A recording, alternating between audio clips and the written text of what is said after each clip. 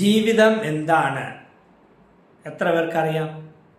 നമ്മളെല്ലാവരും ജീവിക്കുന്നുണ്ട്, നമ്മളെല്ലാവരും ഹാപ്പിയാണ്, നമ്മളാരും വിഷമിക്കുന്നില്ല.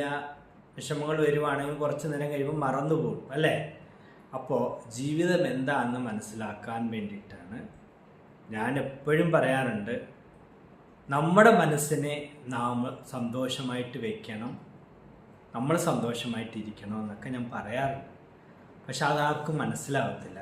കാരണം ഇന്ന് എല്ലാവരും വിചാരിക്കുന്നത് അവർക്കെല്ലാം അറിയാം. അവർക്കെല്ലാം അറിയാം, പക്ഷെ മറ്റുള്ളവർക്ക് അതൊന്നും അറിയില്ല. അപ്പോൾ നമ്മൾ മറ്റുള്ളവരുടെ മനസ്സിനെ മനസ്സിലാക്കാൻ കഴിയുന്ന ഒരു വ്യക്തിക്ക് മാത്രമേ സ്വന്തം ജീവിതത്തിൽ ശരിക്കും നല്ല രീതിയിൽ കൊണ്ടുപോകാൻ സാധിക്കുകയുള്ളൂ.